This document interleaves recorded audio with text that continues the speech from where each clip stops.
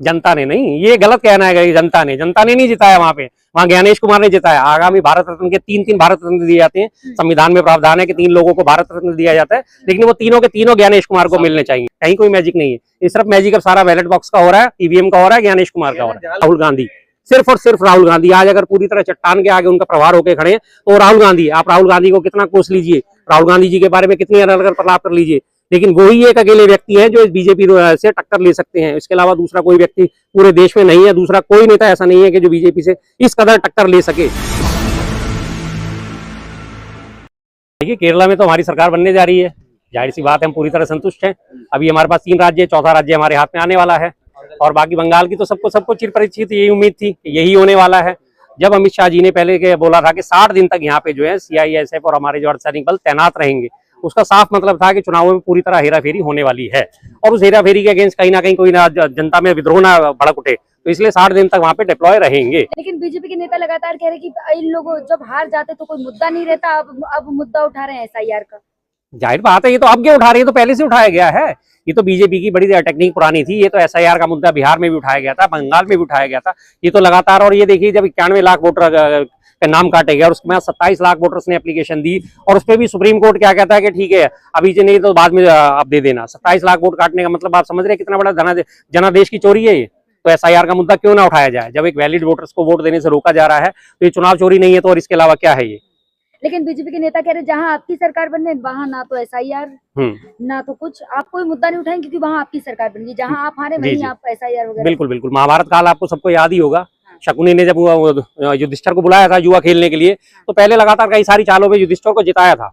युधिष्ठिर जीत के खुश होता आ रहा था, हाँ जी हाँ मैं जीत रहा हूँ। और उसके बाद जब उसने अपने पासे फेंकने शुरू करे तो उसके बाद क्या करा था, उसका घर बार महल और द्रौपदी सबको उसने जो है दाव पे लगा के, और उसके बाद उन्हें 12 साल का वनवास और 1 साल का अज्ञातवास दे दिया था। तो यही चीज है, एक छोटा राज्य दे दो, 4 बड़े राज्य ले लो। बड़ी पुरानी टेक्निक इनकी चली आ रही है, लेकिन अब आने वाले टाइम में इनकी ये टेक्निक कामयाब होने वाली नहीं है, क्योंकि अब धीरे धीरे जनता को भी समझ में आ रहा है, क्षेत्रीय पार्टियों को भी समझ में आ रहा है। इंडिया गठबंधन को लीड करने के लिए बार बार आवाजें उठती थी, ममता बनर्जी उन्हें इंडिया गठबंधन की कमान सौंपी जाए। अरे भाई, एक तरफ 99 सीट वाली कांग्रेस और एक तरफ 30 सीट वाली ममता बनर्जी है, कैसे उन्हें कमान सौंप देते? जो लगातार एक विभेद पे वेस्ट बंगाल से आगे उनके कहीं ना कहीं कोई उनका प्रभाव नहीं है, कुछ नहीं है। कांग्रेस आज पूरे देश में फैली हुई है, जम्मू कश्मीर से लेकर कन्याकुमारी तक आपको कांग्रेस के हर जगह हर राज्य में आपको कार्यकर्ता मिलेंगे, चाहे 2 मिले, चाहे 4 मिले, चाहे 4000 मिले, चाहे 4 लाख मिले, लेकिन मिलेंगे जरूर। तो फिर ये तो एक फूट डालने की जो राजनीति शुरुआत करी गई थी, आप पता चल गया ना। कुछ पहले से अगर फिक्स था तो आप लोगों को चुनाव ही नहीं लड़ने चाहिए थे। नहीं देखिए, चुनाव बिल्कुल सही बात है कि चुनाव नहीं लड़ने चाहिए, लेकिन जो एक जनता जो 5 साल से वोट के इंतजार में बैठी है, उसकी हम आशाओं पे तुषारपात कैसे करते हैं? जनता क्या समझेगी इस चीज को कि इन्होंने तो पहले ही हार मान ली। हार मानने वाले के पीछे कभी कोई चला है क्या? कोई भी सेनापति जब लड़ने का जज्बा लेके आगे चलता है तभी उसके पीछे सेना खड़ी होती है। अगर हम पहले से पहले घुटने टेक दे, हार मान के बैठ जाए, तो हमारे पीछे जनता कैसे आएगी?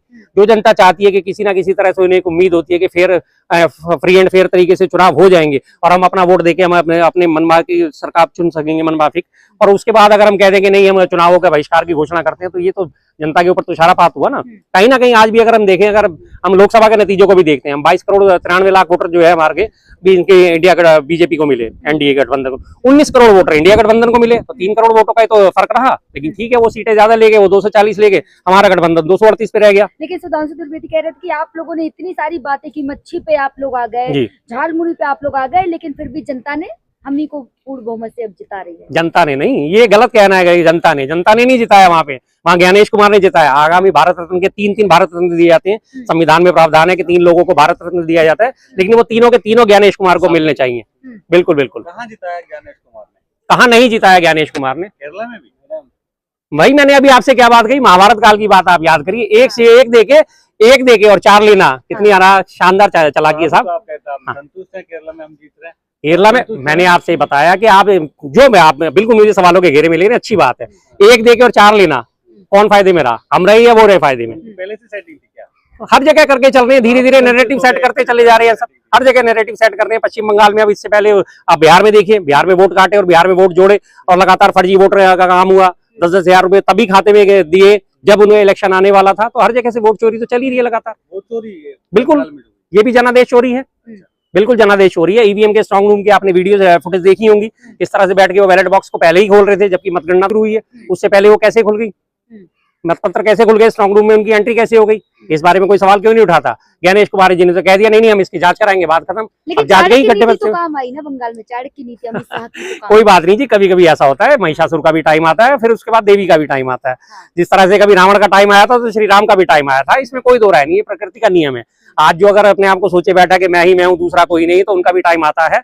आज 11-12 साल इनको हो गए, कोई बात नहीं। मोदी जी की लहर नहीं मानते आप? बिल्कुल नहीं, लहर होती तो फिर उनको 1.5 लाख वोट से जीतते क्या वो, और वो भी तब जब 3 बड़े बड़े कद्दावर नेताओं का जो वहाँ पे उन्होंने नॉमिनेशन कैंसिल कराया था, वो 3 लोग अगर और भी खड़े हो जाते वहां से तो इनके 1.5 लाख वोट जो इन्हें मिलने वाले थे वो भी 50 अटके बटके, और ये वाराणसी से भी हारने वाले थे। आपको लगता है कि मोदी जी का चलता मैजिक? कहीं कोई मैजिक नहीं है, इस तरफ मैजिक अब सारा बैलेट बॉक्स का हो रहा है, ईवीएम का हो रहा है, ज्ञानेश कुमार का हो रहा है। झालमुड़ी ने जिता दिया। झालमुड़ी ने जिता दी, झालमुड़ी कैसे जिता देगी? ये तो एक पूरा स्क्रिप्टेड ड्रामा था। सब जानते हैं जब पीएम का रूट लगा होता है, कहीं किसी को आवाजाही की अनुमति नहीं होती, पूरा रूट खाली करा लिया जाता है। पूरे रूट में सिर्फ एक दुकान खुली हुई थी, झालमुड़ी। और उस वक्त देखिए आपने उनका अहंकार, अमरीश पुरी को फेल करते, अरे भाई झालमुड़ी खिलाओ, झालमुड़ी तक तो उनसे बोला नहीं जा रहा, कैसे वो लोगों से रिलेट करेंगे अपने आप को? कैसे कनेक्ट हुए? झालमुड़ी तक तो उनसे बोला नहीं जा रहा, उसे भी कह रहे झालमुड़ी। फिर ये कनेक्शन होता है? ये तो बेतु की बात है कि कनेक्शन ठीक है। आज लोकतंत्र के बदले जनतंत्र की जी, वो कहीं ना कहीं सच हो रहा है। 4 मई दीदी गई, हाँ ठीक है, कोई बात नहीं। जो उन्होंने कहा, उन्होंने जिस बिहाफ पे कहा था, उन्होंने कहा था, उन्हें पता था ज्ञानेश कुमार हमारे लिए काम करेंगे। 27 लाख वोटर्स को वोट नहीं देने दिया गया। कह रहे थे मीडिया डिबेट में कि हर बार बंगाल में चुनाव होता था हिंसा होती थी, लेकिन इस बार चुनाव निष्पक्ष हुआ, कोई हिंसा नहीं हुई कहीं भी। हाँ, वो जीत रहे तो हिंसा नहीं हुई। अभी अगर ममता जीत रही होती तो हिंसा हो जाती, हिंसा पहले हिंसा की बात वो सब जगह करते हैं। हिंसा कहाँ नहीं हुई? हिंसा तो आप ही के लोग करते हैं। जब आप जीतने वाले होते हो तो हिंसा छोड़ देते हो, हारने वाले होते हो तो हिंसा पे शुरुआत कर देते हो। आज ही अभी अगर शाम तक अगर रुझान पलट जाते हैं, देखिए अभी बंगाल कैसे जल्दी आएगा। तो अमित शाह ने सही कहा था ना कि भाई अगर बीजेपी सरकार बन जाएगी तो जो बंगाल में जिस तरीके का माहौल है वो नहीं रहेगा, हिंसा खत्म हो जाएगी तो अच्छी बात है ना। अब हिंसा नहीं हुई। हाँ, हिंसा खत्म करनी तो हिंसा पे पहले बंगाल को छोड़ के आप मणिपुर पे तो ध्यान केंद्रित करिए।